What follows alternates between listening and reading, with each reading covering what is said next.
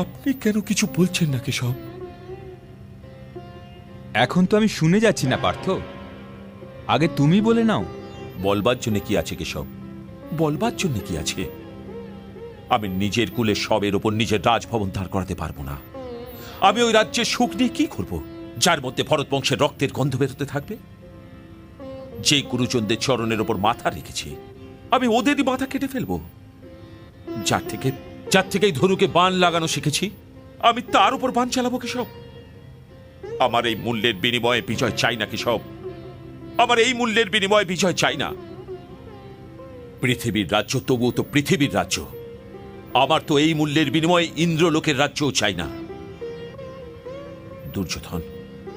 দুর্যোধন তো আমারই ভাই। জানি যে ও আমার সাথে কপট করেছে, ও পাঞ্চালীকে অপমান করে সমস্ত ভরত বংশকে অপমানিত করেছে, কিন্তু হয়তো জ্যেষ্ঠ পিতাশ্রীর জ্যেষ্ঠ পুত্রই না। এটা তো আমারই বড় খেদের কথা।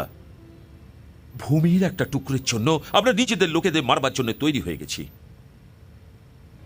হে শান্তিদেব, যদি সবকিছু হারিয়েও শান্তি পাওয়া যায়, তবে আমি কুল নাশ করার থেকে বেঁচে যাই। তবে এই শান্তি খুবই সস্তা হবে কেশব, এই শান্তি খুবই সস্তা হবে। कुतस्त्वा कश्मलमिदं विषमे समुपस्थितम् अनार्यजुष्टम स्वर्गम कीर्तिकरम अर्जुन। কেশব, আমার নাম নিয়ে ডাকবার পূর্বে আমাকে এই কথা বলো পার্থ। এই সময় বিনাশের বাদল চতুর্দিক থেকে ঘিরে আসছে, আর ধর্ম রক্ষা আর বিজয়ের আশা নিয়ে তোমার দিকে তাকিয়ে রয়েছে। এই সংকটের মুহূর্তে তুমি কাপুরুষতার হীন ভাবকে মনের মধ্যে আসতে দিলে কি করে? শ্রেষ্ঠ পুরুষ তো এমন বিষাদে ডুবে যায় না।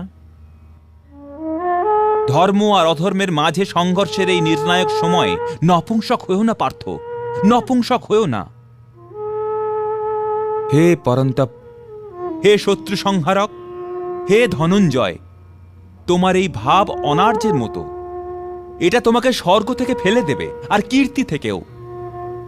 আর তুমি স্বয়ংই নিজের তিরস্কারের কারণ হয়ে দাঁড়াবে পার্থ।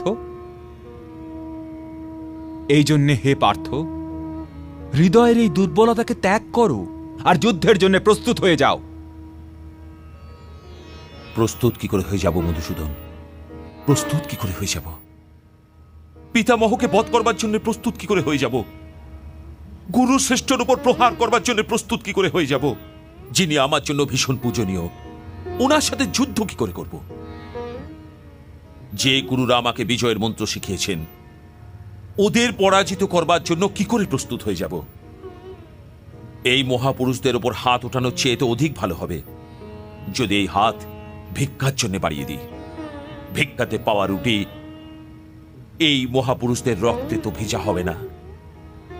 হে ঋষিকেশ, আমি তো এটা বুঝতে পারছি না, এই যুদ্ধে বিজয় শ্রেষ্ঠ নাকি পরাজয়।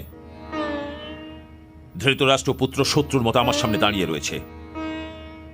আমি জানি যে ওকে বধ করা ব্যতীত বেঁচে থাকা সম্ভব নয়, কিন্তু হে কেশব, ওকে বধ করার পরও বাঁচা সহজ হবে না।